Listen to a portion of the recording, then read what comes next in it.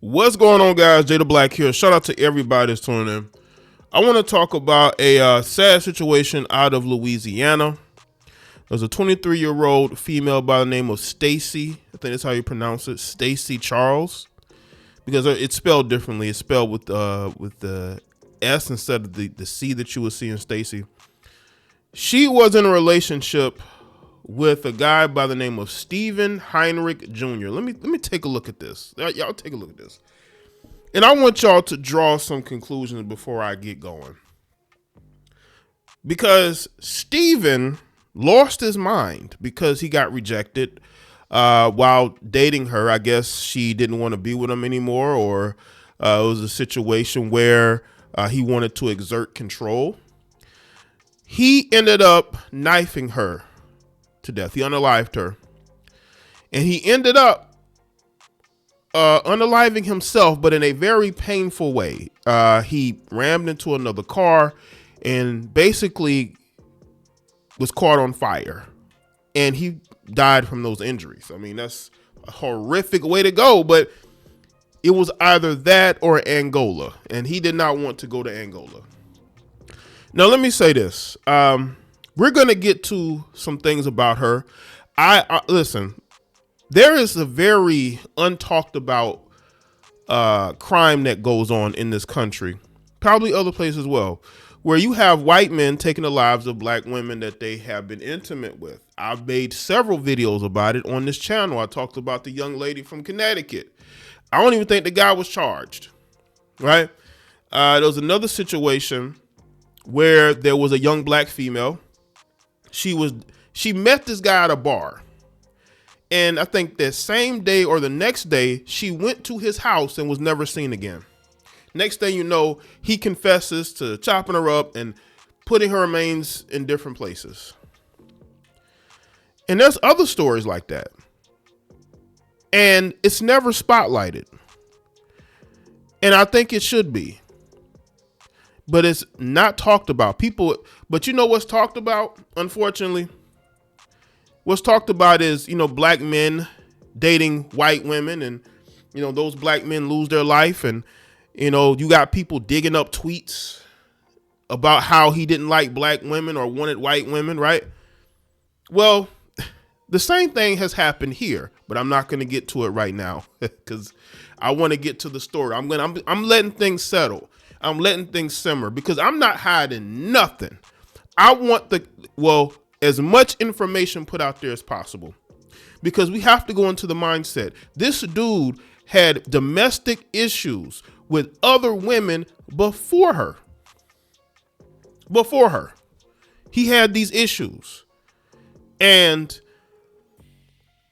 I don't know if she knew about it or there were red flags that she just ignored, but this guy is giving off incel energy. When I saw this guy, he looked like a groiper. He looked like an incel. He looked like he don't get girls like that. But he was able to date one or two black girls, and now all of a sudden, I guess that's who he dates, right? Because for him to go this far, to take this girl's life, lets me know that he not used to getting girls like that. He can't take rejection. He's not going to let this black girl reject him. So let's get into this story here. This is according to The Advocate out of Baton Rouge, Louisiana. A man is accused of knifing a 23-year-old woman to death before lighting himself on fire early Thursday. Died of his burn injuries. He went out bad. Yo, he went out bad. Sheesh. Friday afternoon, Baton Rouge police report. Listen, I'm not laughing at him. I'm laughing at this. Well, you could say I'm laughing at him, but I'm laughing at the situation because this is how he decided to go out. He took the coward's way out, and he went out in a very horrific way. This is why I think this dude probably was on meds. Stephen Heinrich Jr.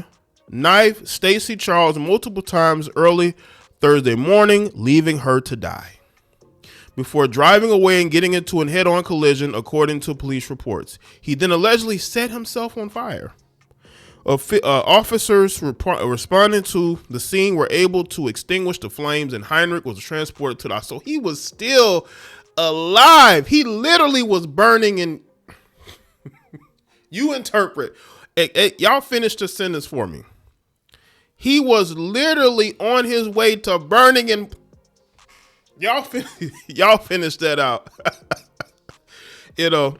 Heinrich died around 2 p.m. Friday. The Baton Rouge Police Department confirmed. Officers originally responded to the knifing around 2 a.m. Thursday on the 12,000 block of Old Hammond Highway. They found Charles on the ground in a parking lot, bleeding from multiple large stab wounds. Early reports from police say that Heinrich arrived at Charles' residence and began ramming his vehicle into hers. He then exited his vehicle and forcefully pulled Charles out of hers and knifed her repeatedly, police say. He fled the area, intentionally entering an oncoming lane of traffic and colliding head-on with another vehicle. While still seated in his vehicle, he lit himself on fire, and that didn't automatically take him up out of here. Police reported. Baton Rouge police were first contacted by Charles on November 5th when she reported being beaten by Heinrich. He was arrested for battery of a dating partner that day. Heinrich posted a $2,500 bail and left jail. He was served with a protective order within 24 hours of his arrest. Heinrich had 6 other out-of-state protective orders from multiple women. Out of state, this is crazy. So you got this mentally unstable guy going from state to state collecting protective orders. I wonder why this situation was different.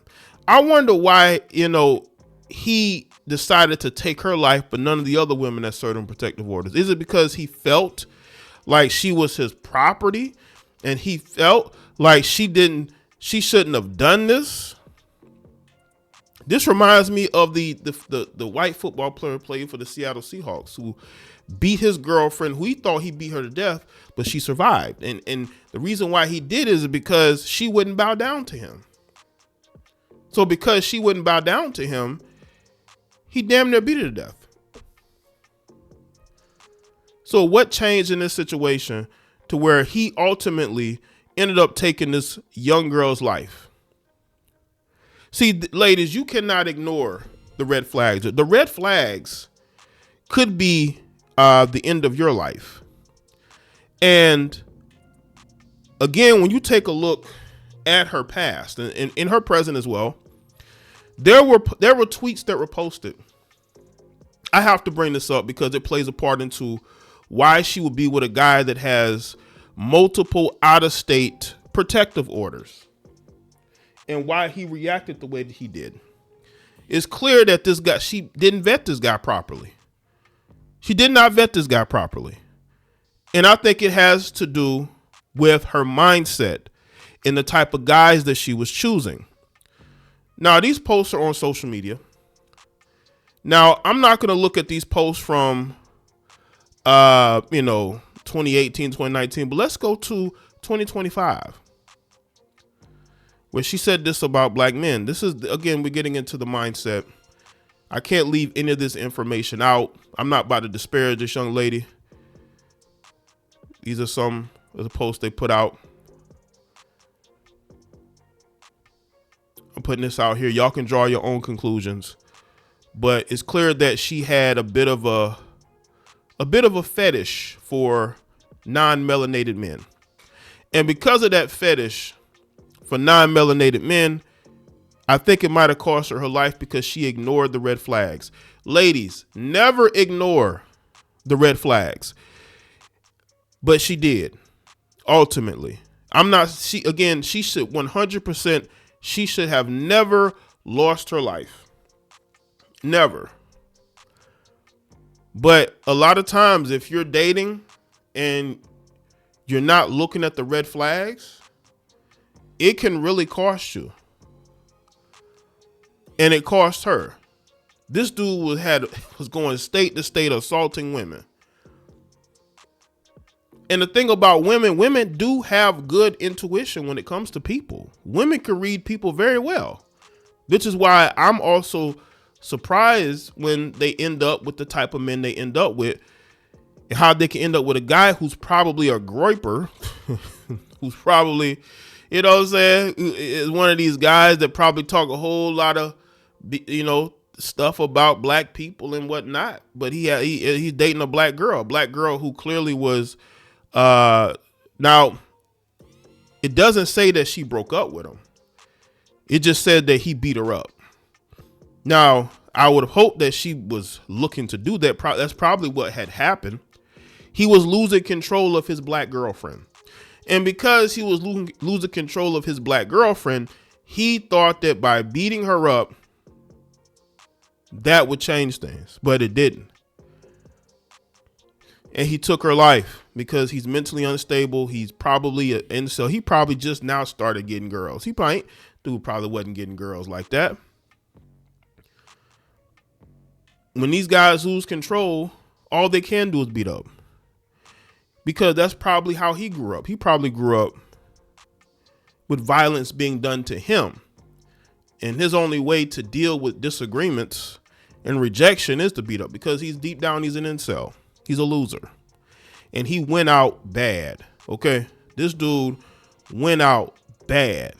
And this is why, ladies, especially you black women that want to date outside your race, you better vet these dudes, because we are seeing a rise in crime in these relationships with white men and black women that is very much so underreported in the media.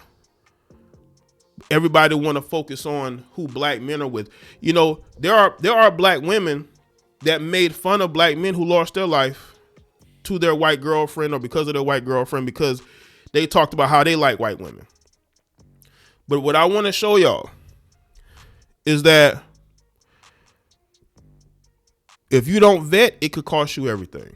So let me know what you think in the comment section. Love me your thoughts. Like this video and share it. Follow me on all my social media platforms, and I'll see y'all next one.